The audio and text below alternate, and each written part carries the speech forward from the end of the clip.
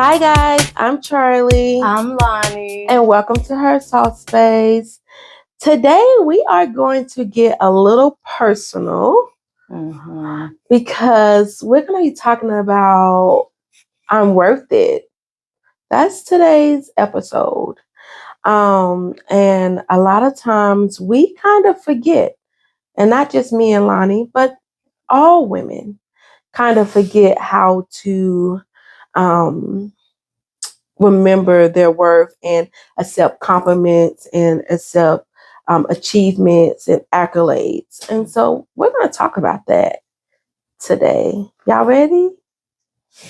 All right. I don't even know if I'm ready, but we're gonna move forward. I had to break the journal out on this one. Right. We usually don't have any books or anything like that, but she is written everything because y'all know me. I'm just going to say whatever pops up, but this is going to be, we've already had a small conversation. So this is going to be interesting. Yeah. So you are worth it, or I'm worth it if you're saying it to yourself. We wanted to talk about this topic. Well, first and foremost, I get this topic coming up a lot, like in sessions with clients and things like that. And in my personal life, I've also had to kind of stop and reassess my worth. But the first question that I journaled about was, a lot of the times, like we say, like I'm worth it, or I'm this, or I'm that. And sometimes I think we get caught up in how it sounds. It's almost like a facade to a certain extent. When we start to line our words up, like with our actions, for example. So like a lot of times we'll say like, yeah, I'm worth it, or I'm this and I'm that, but are we walking in it? Like when we look at like the things that we do, decisions that we make, the things we accept actually as well. Like, are we really showing our worth? Are we really setting our standards with people? Because a lot of times we can show people how to treat us, and we can show them where we think our worth is. So for me, the discrepancies, I'll say, that showed up for me was I don't accept compliments very well. And that sounds crazy because you like to hear, oh, you're beautiful, or oh, you know, you look nice and things like that. I get uncomfortable when people say stuff like that to me. And it's almost like, do I really believe those things for myself? Like, do I really understand that I'm worthy to even receive a compliment? So, yeah, it got deep. It got really deep with the journaling and just in thinking about I'm worth it. What is it like for you when you think about it? When I think about am I worth it, I definitely think like, so you know how you say it? I don't honestly say I'm worth it a lot of times. I'm not even going to put that lie out there because I don't feel it. You know what I'm saying? I just, the traumas behind all of it, I just never been that person. But oh yeah, I'm definitely worth XYZ. And I'm like, unless you like putting your faith in me to do a job, then I'm like, okay, I'm worth putting your faith in me.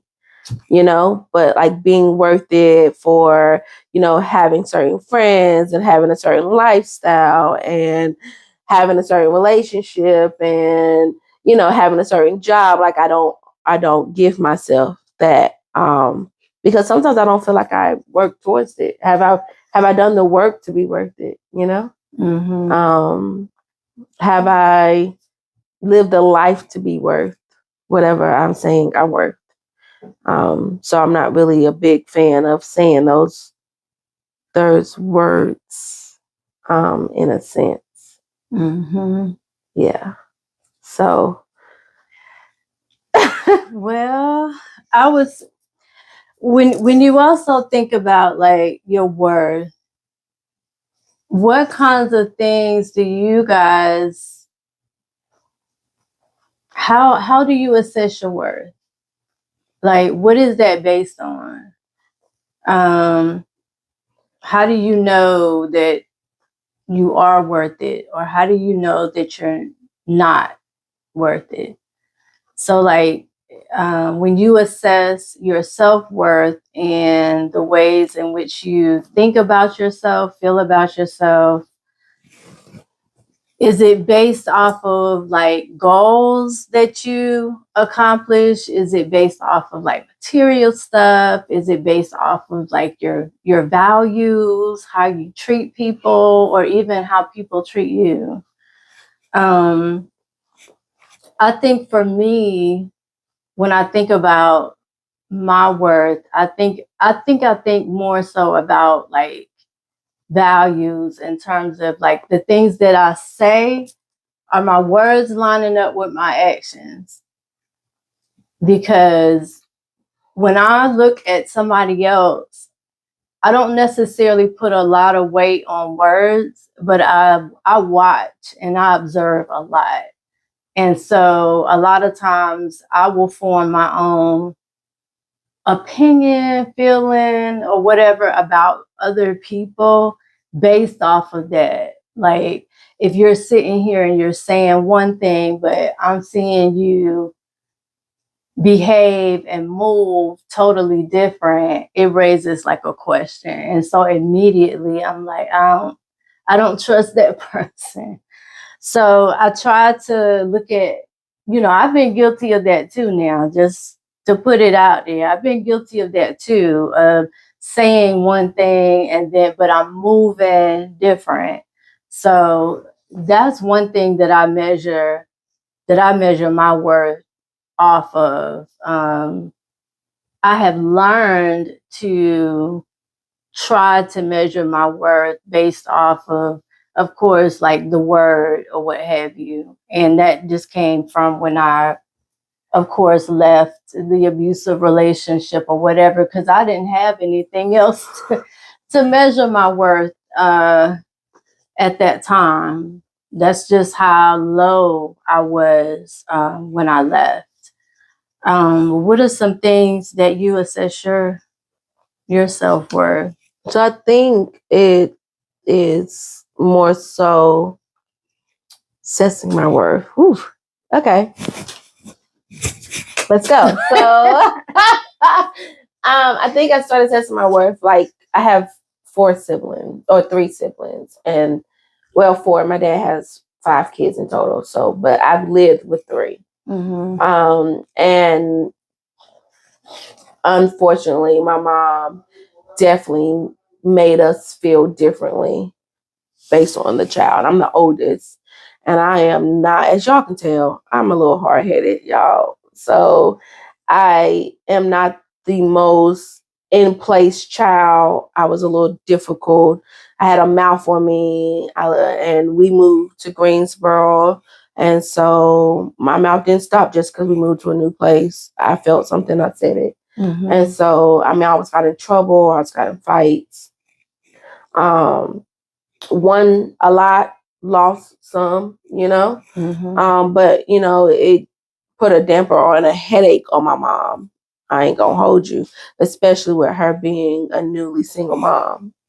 And so, excuse me,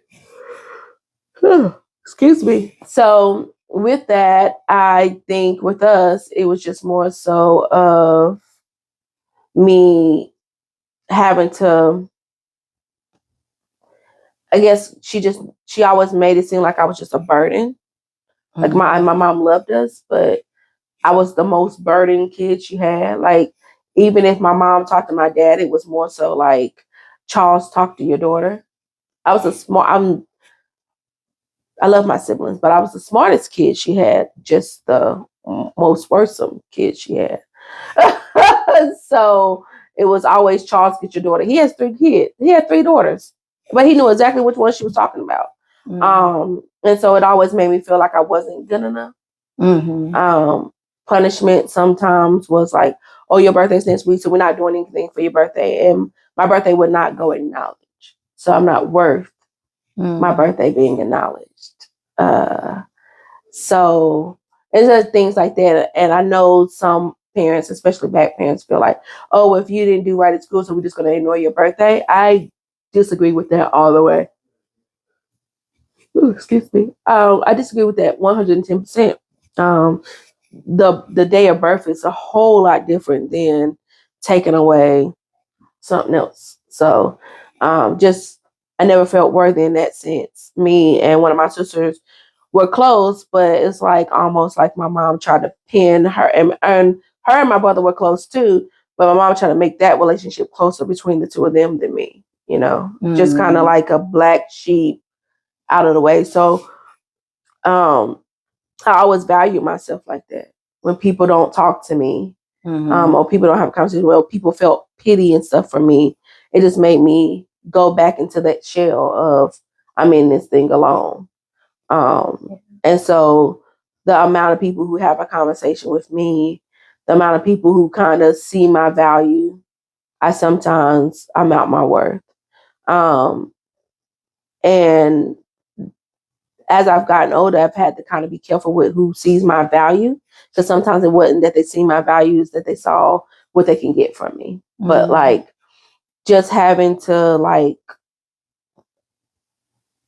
again, a work in progress. So I don't tell people I'm worth it, but just having to go through that and say, okay, just because this person thinks of me, don't mean that that I am that. And so just having to have that childhood trauma where I wasn't worth the fight. My mom tried to get rid of me and go to my dad all the time. So I just kind of was like, no. It's kind of like a dangling thing. As I've gotten older, I've always said to myself, I probably should have went. I probably should have went, but just having that's really what it was. Like if I misbehave, then I wasn't worth it. I always had to be on a straight and arrow, or had to follow this line. And if I didn't follow, if I fell off of it, then I wasn't worth the hassle or the time or the space or the celebration.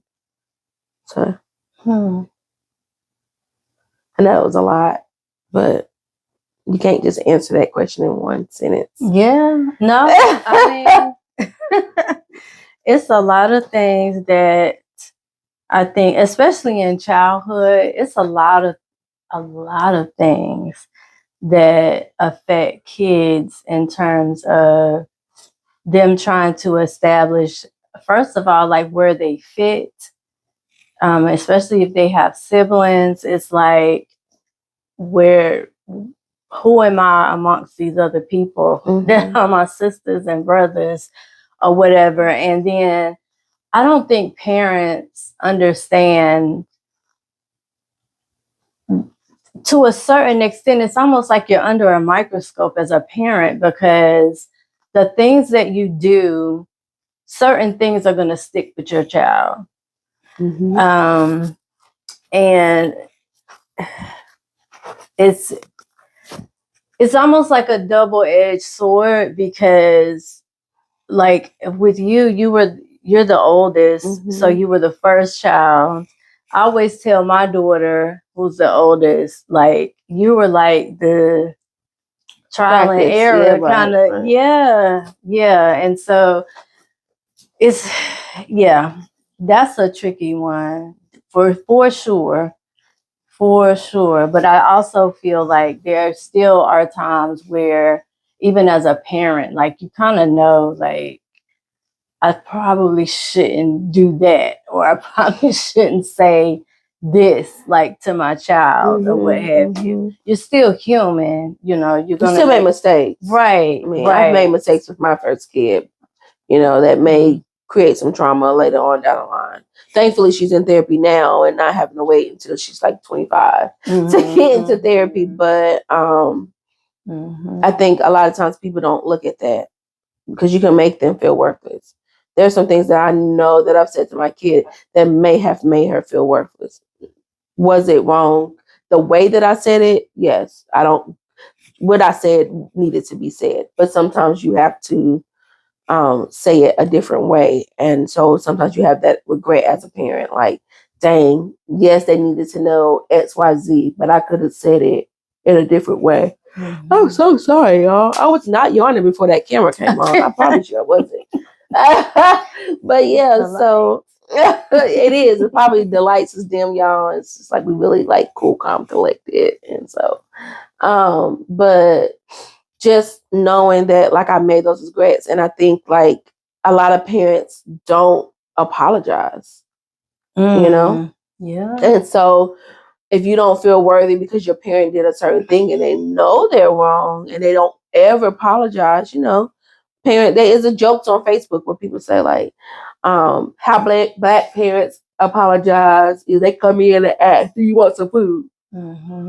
Like, what? And I'm like, okay, well, I don't want to be that person, you know? So I never ask my daughter when I'm upset with her if she wants some food. I just make the food that I got to eat anyway. And she comes out to eat it. But we will have a conversation when we need to. Sometimes when we can. Yeah. When it's feasible. So I think a lot of people not feeling like they're worthy is definitely a childhood thing.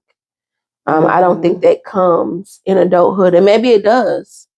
I just never experienced. For me, mine came in childhood. I've talked to other people before, and theirs came in childhood. Started with our parents, whether father or mother. Started with people that you went to school with to make you feel like you're not worthy of friends. You're not worthy. You're not worthy of friends. You're not worthy of being the cool kid, the popular kid. You know, all of that comes into play. So, yeah, that is true. I think growing up for me, like my mom,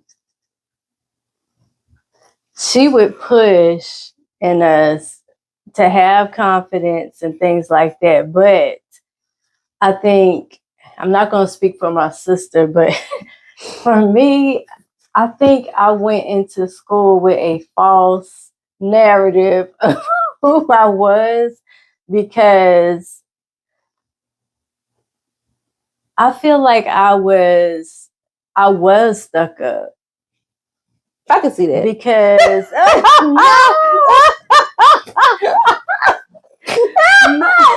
can see that. No, Lani, I can definitely. If you wouldn't have said that, like I can see that. Yeah. No, I can see that. I was. Yeah. Like I would. Oh my! I wasn't even there, but yeah.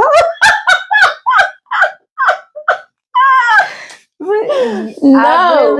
I really was like went into school thinking I was just the coolest thing ever, and but you still walk around like that though. You too. You still walk around like that, Lani. That wasn't a past tense. That was not a past tense, y'all. That was the past. It was not. Y'all should see this girl walk around. She walks around like, I know I'm the baddest. Okay, y'all. And there's nothing wrong with that. But I don't know why you talking in past tense. Because it's past tense. She may not be stuck up no more, but she definitely still walks around like that. No. Yes, she does. Like, what? She's like, I used to. No. I did. Like, she does. I'm gonna tell you, like, middle school was hard. Okay, I give you middle school. I mean, middle school is an ugly stage for people, so that makes sense. Yeah. Middle school was hard, and that was when it was not cool to be a nerd. Like, it was not cool to be smart. It was it was not. I got picked on. Oh my God. And I think that was when I tried to kind of water myself down and almost like pretend not to know stuff or whatever, especially in class. You one of the first ones to be answering questions and all that stuff. You become annoying to people, apparently.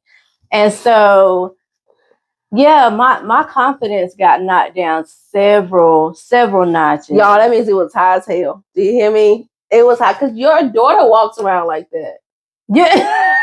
So that's how I know that, like, Lani walking like this our life. Yeah. Oh, yeah. You had to. Asia, and I just thought about it. Something just like dawned on me, like, her daughter walks around like that. So you've been walking like this all your life. And she tried, y'all. It's not past 10.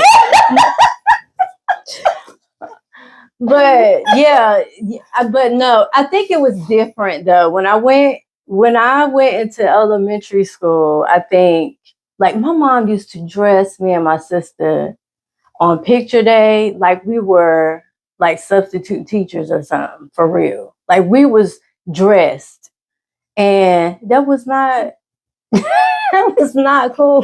You said it wasn't cool? It was not cool. But my mom was always really big on like us being confident. You don't walk out the house, okay, with just like bedroom shoes, bonnet, and all that stuff, even though I do that stuff now. And I'm trying to get better, but I do. So, and see, I've never been like that. I never wore, I don't like bonnets. I am not big on sweatpants. I am not big on, I barely wear a t-shirt unless it's like one of the ones that we have. But I barely wear a t-shirt. At half time I'm cutting them up to wear them. I've just never been. I hate when my daughter walks out the house with a bonnet. She would not let me see her do it though. She'll, I'm asleep half the time she walks out the door. But if I can catch her, I will. Like, and her hair can be done, and she still decides like I'm gonna walk out of the house with some sweatpants. I've thrown away a lot of clothes that I didn't purchase because why are you walking out the house like that? Because I don't buy stuff that I know I don't want her to wear. So, but her dad and her grandmother does. So I just no. I walk like I got confidence, even when I listen. Like I said, I won some fights. I lost some fights. I won a lot of fights. I lost a few. But even on those few, I still came back walking like, yeah, I dare you. Do it again. You have to beat me again. Like, what? So I've always walked with the confidence when I was younger. I have. Even with, my mom and them. But I think that's why, though. Because I kind of knew I was smart. And I had mixed friends. So I had black friends, white friends. You know what I'm saying? And when you got white friends, I'm 35. So back then, even though, I wasn't doing segregation, nothing, but, back enough to where it kind of was still weird for you to kind of have both type of friends. Like I had to walk with that confidence. I've always walked with that confidence, even when I was younger. I mean, I'm never going to tell someone I'm worth it. Well, maybe one day, but I just had never did that. But I still walked around like, yeah, I wish you would. So, yeah, my daughter has that mentality. I'm not gonna lie. Until someone in her school told her, school is not a fashion show. I said, what the little ugly look like?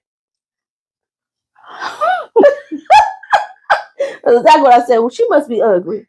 Because what she wear to school? That's what my daughter told me, what she wore, pajamas and sweatpants and stuff. And I was like, so now my daughter downs her play. She wears the sweatpants and the bonnets. She tries to fit in. I'm not a fan. Pray for us. Been there. Ooh. I think the other thing for me was when I started like really liking boys in middle school. You talking about yeah, the confidence came down. It came down. But I think with me, My confidence kind of grew because I had boobs. Oh, see. Like, so I'm short. I'm 5'1", so I couldn't have been this tall in middle school. And I had boobs and I was skinny. So yeah, I don't have hips. I got a little tail, but I don't have hips. So yeah, I had boobs and no one else around me did. So, you know.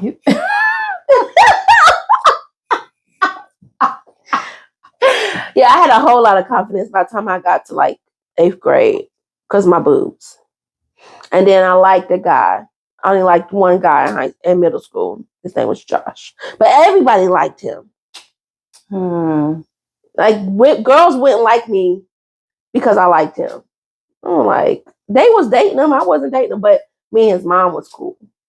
Mm-hmm. Okay. From middle school to high school. And then I finally moved on, and here we go with these kids. So. Let's see here. So in knowing your worth, another thing that came up for me was like, what is the line between being confident and then being like conceited or arrogant? And what's the line between, or is there a line? Maybe there is no line. So in high school, a separate guy from the guy that I like, this other dude named Josh, because Josh was a very popular name back then. But anyway, this other dude named Josh, he was older than me, and we were in drama together. And I walked around confident, even if I didn't think I was the prettiest girl in the world. It's just that's just how I always been. I always been the dresser type, whatever. And so one day in drama class, he told me that I was conceited. Mm-hmm. And I was like, what? Like, what are you talking about? I was pissed or whatever. And you know what? About 5 years ago, I reminded him this story. He was like, I don't remember that. But now that I'm older, like, I'm sorry I said that, you know? Mm-hmm. But like, for me, like, I thought I was just being a confident high schooler who had to compete with all the girls who did actually have hips, who did, you know what I'm saying? Because even though I was a smaller girl, I wish we would get out this whole thing of telling people that they big when they not, because back then I thought that I was huge, you know what I'm saying? Because I wasn't the size 5, I was a size 9. Like, you get what I'm saying? And so even with having that body, right? And I carried myself good because I had to. You had to carry yourself like that. You had to carry the confidence. And the school I went to, you had to fight sometimes. No, heck no. I'm gonna walk around here so you don't want to fight me. You know, I could fight, but I didn't want to. And so just like having that and that confidence, and for him to say to me, "You're conceited." I remember that. And it's crazy because it had to be 10th or 11th grade. I think it was 10th because I don't think he graduated with us. I think he came for a little bit. Everyone loved him, and I did not. It was very annoying to me. Funny thing is, he's very cocky. So for him to say it to me, it was just like, what? So, like, is that the pot calling the kettle black? Are you kidding me? But for him to say it just kind of like rubbed me the wrong way. Mm-hmm. But it also made me think, like, am I overly confident for no reason? You know?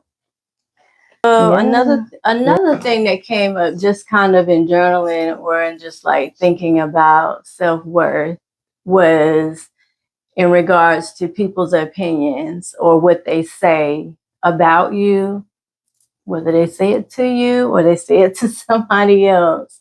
Like, how do you know what to take in and then what to discard? I don't. Okay. I don't. Yes. That's real. That's real. And I know it's not funny, y'all, but like, yeah, no, I don't. Yeah. People can say stuff about me, and if it gets back to me, then I'm overanalyzing and trying to figure out what made them say that. Y'all remember when Eminem said, if I wasn't, then why would you say it about me? Y'all know the songs about? I am what you say I am. Yeah. And if I wasn't, then why would you say I am? Like that song, like, why would you say that? That's my thought. Like, if I wasn't that, or if I didn't mirror that, if I didn't project that, if I didn't remind you of that, why would you say it? So even if all of it isn't true, which part of it is? You know? And so now I gotta analyze everything you said. There was a long time where people would tell me that I wasn't cute. So now I gotta figure out, well, what part? Is it my face? Did I not do my hair like I'm supposed to do? Am I not dressing properly? And, is it the weight that I'm putting on? Is it my attitude? Is it my personality? I mean, what is it that made people feel like that? Oh, she's a bad person. Well, what part? So I always have to think about everything someone says to me because of, like I said, the Eminem song. Yeah.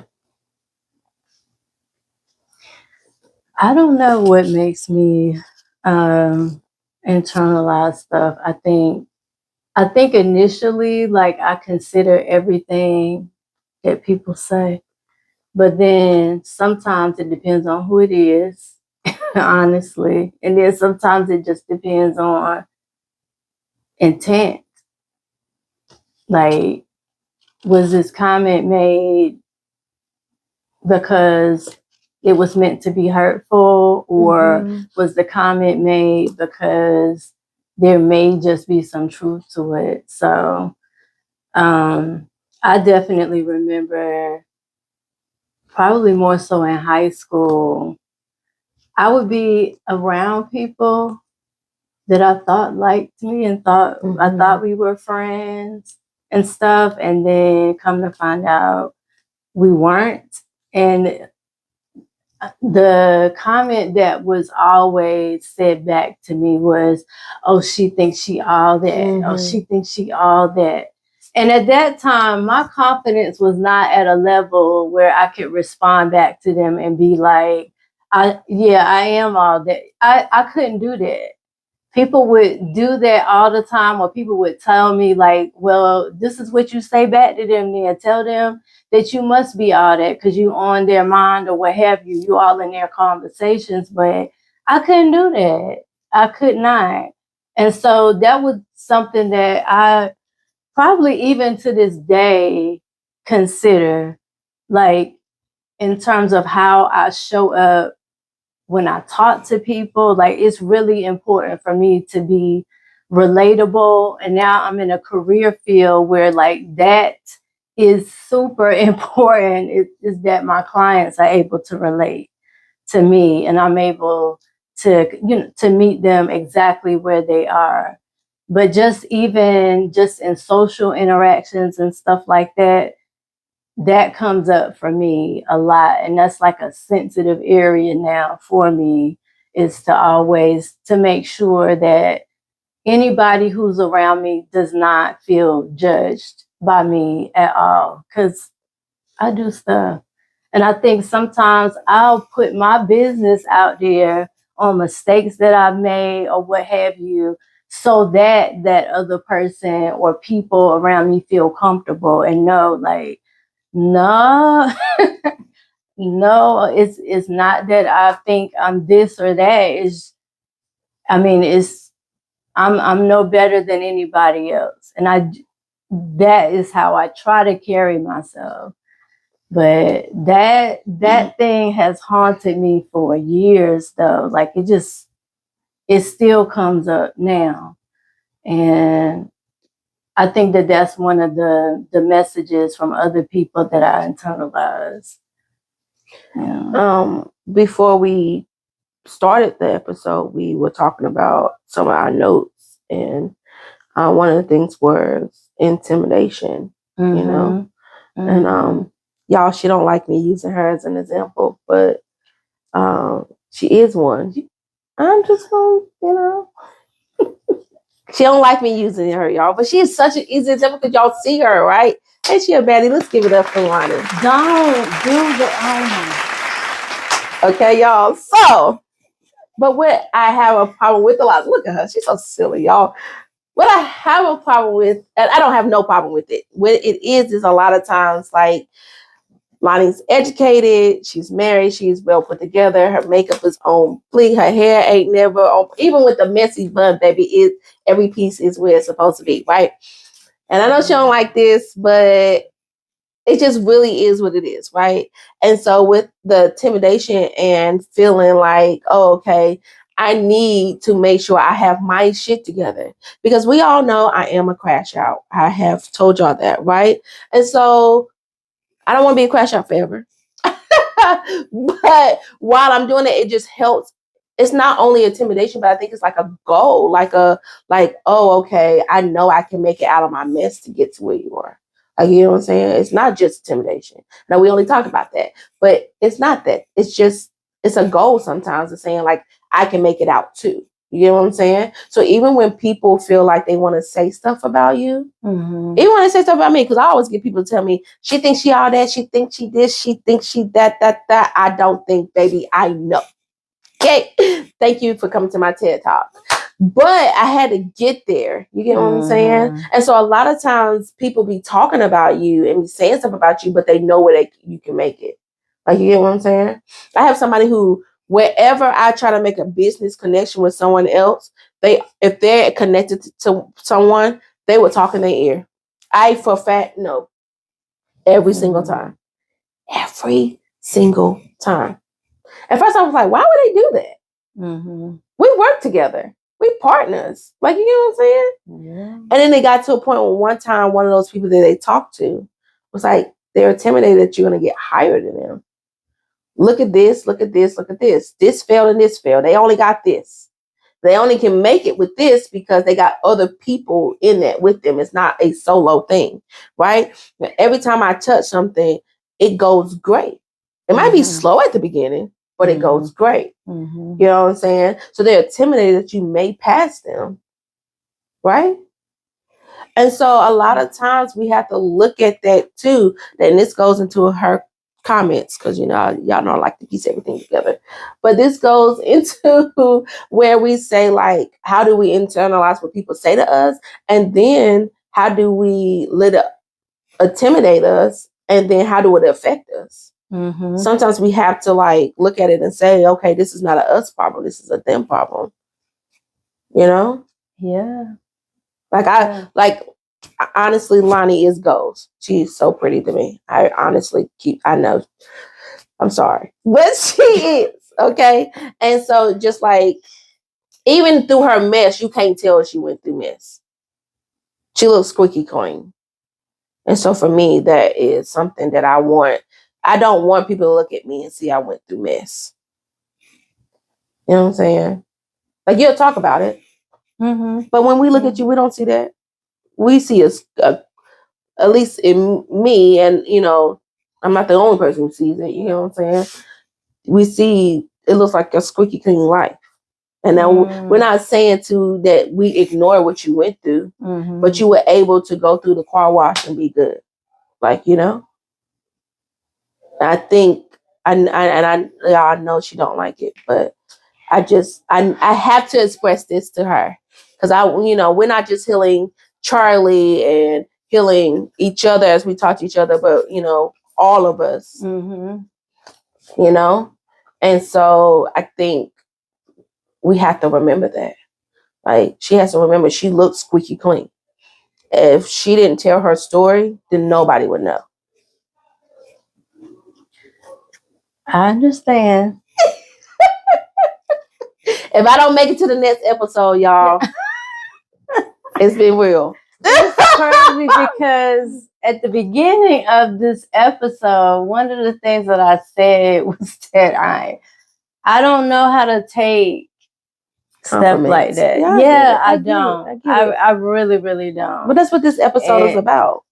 Yeah, knowing your worth, or I'm still discovering, and I think honestly that was a big motivation behind me starting You Are God's Princess, because You Are God's Princess is just like a reminder to me.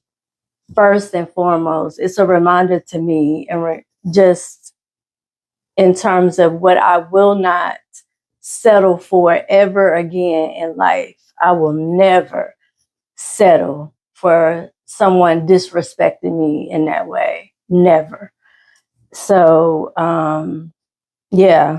And also with You Are God's Princess, I am praying that it grows to even doing like workshops and stuff like that for women, for teens who are trying to discover their self-worth and trying to kind of build their confidence as well. So that was a huge motivator, is discovering my own worth, and I'm still on that journey now. So I think we all are, though. Like I told y'all, I don't tell people that I'm worth it. Because I don't feel like I'm worth the love. You know what I'm saying? Even down to the fact that when my dad left my mom, he left his children. Not to badmouth him. And we have had a conversation, so I know why he chose the path that he chose. And he is in our lives now. But as a kid, you don't understand that. You don't understand how you see your dad every single day, and then he moves out, and then you still see him like at least every other day, and then he is completely gone. And that can be a big thing too. Just feeling like if my own dad, doesn't stay to love me, what makes me worth a man's love? If my mom doesn't see me worth, then what makes a friend feel like I'm worth it? These are all, like I said, my traumas come from childhood. Most of my traumas come from childhood. And anything that doesn't come from childhood comes between that age of 20 and 25. Like, but I think a lot of times we have to look at that too. And, we've both been in bad relationships. And I think like I was saying before the camera was, there would be someone looking at me and I wouldn't even know it, but because he realized it, oh, now, you're just not, you're doing this, you're doing that. And so a lot of times you can be like, oh, okay, well, let me shrink myself down some more because this man that I wasn't paying attention to didn't even know he was looking at me. I ain't paying him no attention. Paying attention to my kid, I'm paying attention to my man and whatever else we doing. But and so then you try to shrink yourself down to not be seen even more. And so those things matter. And I think once you get out of those, I'm not saying go no contact with your parents, but just setting those boundaries between your parents and then setting or leaving that relationship, then you're able to like start rebuilding alone by yourself. I've been out of that relationship for 10 years. And I'm still rebuilding from that relationship. So, I think that's another thing too. Like we kind of got to want to be worth more. So I work on it every single day. I talk to anybody who follows me on Instagram would see that I just posted a video where I was telling myself. I saw that. Yeah. I was like, yes. Yeah. I saw that. I have 2 rules. Rule number 1, remember you're a bad bitch. Excuse my language for all the old folks watching. You're a badass mom.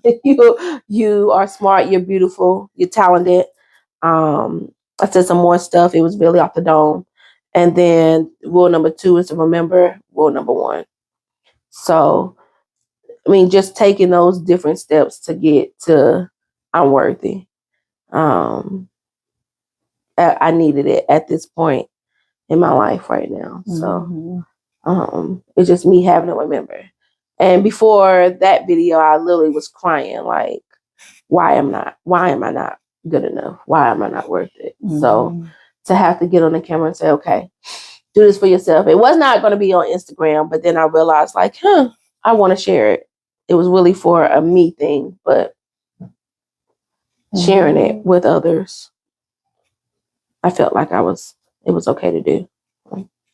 Yeah, I think that you were showing people how to do that, because that's not an easy thing to do, to get, like, when you're not necessarily feeling it, but you still show up and you stand in front of the mirror and you face yourself and you're still telling yourself these things or what have you, but on the inside, like, you're still a little unsure or there's some uncertainty there. So I think that was great to share that, because you gave people like a visual of how to do it or what to do. Yeah. We can always tell people, get in front of the mirror and say this to yourself and that whole thing, but for somebody to see it is different. It just hits different. So it takes a lot, because my best friend's been telling me get in the mirror for a minute, and I'm like, yeah. Put my makeup on and get out the mirror, get out the way. But we just have to start taking the steps to know that you're worthy. I've been telling y'all, I think I've told y'all every episode, I take myself out. I went to brunch with my mom and my coworker this morning, and I literally got dressed. They're like, oh, where you going? To brunch. People who ask me, where you going to brunch? They're like, oh, you dressed up to come here? Yeah.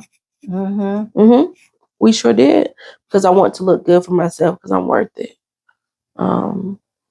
Yeah. I think we forget that though sometimes. I think. Yeah, we definitely do. So what are some things that y'all do to show yourself that you are worthy, that you are worth it, or to boost your own self-confidence? I think but self-care is important. Just being able to take out some minutes, hours, whatever you have time for out of your day to devote to yourself. I think for me, mine is as simple as just taking a shower, using the scrubs, the oils, all that stuff, just taking my time, because a lot of times, like, I'm rushing. I'm like getting in the shower and then just trying to throw on some clothes or what have you and go. And to be able to just take your time through that helps out a lot, a whole lot. So, and then I'll do like a mask or something dealing with skincare, because I feel like, if I'm gonna tell myself that I'm worth it, or that I'm all these things, then I need to take care of my body in that same way. So that's what my self-care is. But feel free to comment and let us know, give some tips to us or viewers who might see it, who, we may have some people who are still trying to even figure that part out. Where do I start with self-care? Does that mean I got to spend money, go get my nails done and stuff like that? And it doesn't even necessarily mean that. Self-care is free if you Yeah. It's whatever you, It is definitely free. All right, y'all. So we are about to move on to our soft note of the day. As always, we're going to ask y'all to please submit your soft notes. The link is in the bio in Instagram. It's in the bio on Facebook. We post about the link. Share and comment with your friends so that we can get some things. If you don't want to go to the link, I understand. Put it in the comments and we'll pick it up. But it's just easier if you guys put it in the link. So you'll be able to do that. It is a Google form. And you literally, it's 3 questions, I think, 3 or 4 questions. And one of those is your soft note. So just submit your soft note. That's simple as that. So Lani's going to read our first. I mean, not our first. Lani's going to read our soft note today. Okay, so it says, what is your take on someone you're dating telling you they don't like you doing something or partaking in something, but they can't tell you why? They just don't like it and refuse to educate themselves on it, and they say that they're not curious enough to do the research. I feel like then you shouldn't have an opinion if you choose to remain ignorant. Thank you, Anonymous. That's someone that you mentioned. I think you should create a boundary. One where it requires them to not be in your life anymore. And the reason why is because if it's something that you enjoy and they're your, I'm assuming, partner or your friend, then I want my friends to be invested in something before I tell them. One of my friends do the, I don't want to call it voodoo, but for lack of better words, and say if I didn't know it, right, and I didn't know nothing about it, and I just went to her and said, well, I don't think you should do that. And I don't give her any reason why she shouldn't do it. That's a problem. Because why am I telling her to do something? And so, well, you should definitely study it and see the history and blah, blah, blah, blah, blah, blah, blah, right? I'm like, nah, I don't want to do that. I just think you should stop.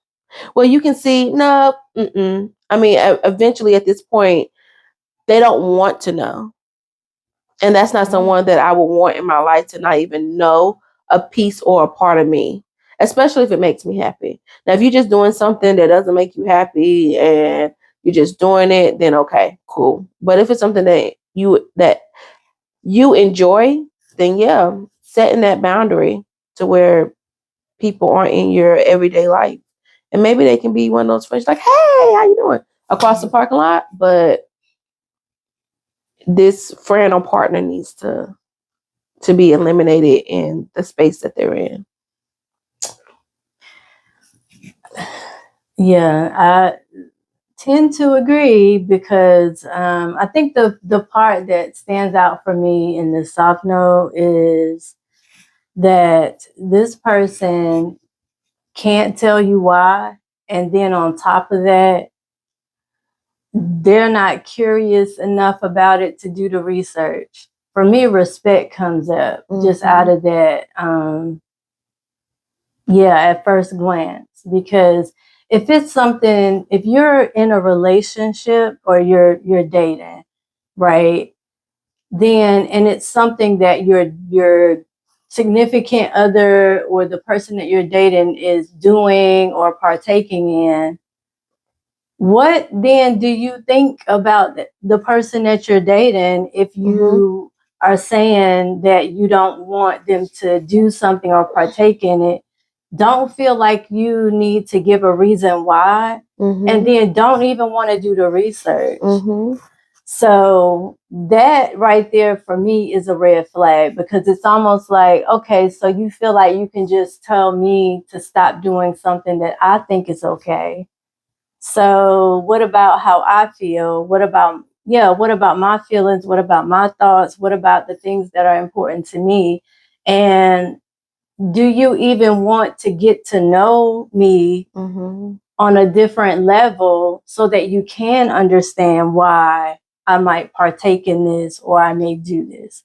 it doesn't mean necessarily that they're going to agree, even if their dating partner decided to do the research. Mm-hmm. But at least they could say that they made an effort to try to understand. So, like in relationships, understanding is key. Yeah, I won't even go down that road, but yeah, understanding is important Mm-hmm. to at least show the effort that you're trying to understand your partner or your whoever you're in a relationship with. So those two things were red flags, or that's what stood out to me. And it just at first glance, it sounds like there's a lack of respect. I don't know, but that's just kind of what it's given to me. Yeah. So, viewers, what do y'all think? How do y'all think y'all would handle something or someone who tells you a part of you pretty much ain't worth it? Ain't worth the research, ain't worth the knowledge, ain't worth the time. Mm-hmm. How would you handle that? I definitely know how I would. Y'all heard my answer. Or how I would want to move. I don't always remove those who don't feel like I'm worth it. We working on it. But yeah.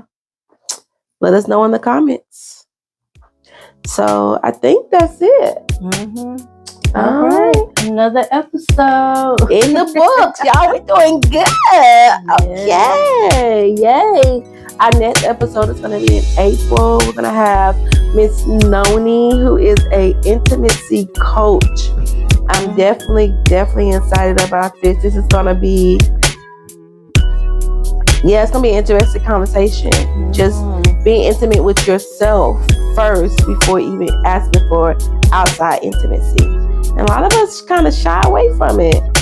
Kind of scared. Like we feel like we can only do the intimacy thing if there is a partner involved. And Ms. Noni is going to tell us a little bit more about why it should be more than just a partner. There's so much more to it. So I am excited. Cannot wait. And we will see y'all next week. All right, y'all stay safe. All right, stay soft.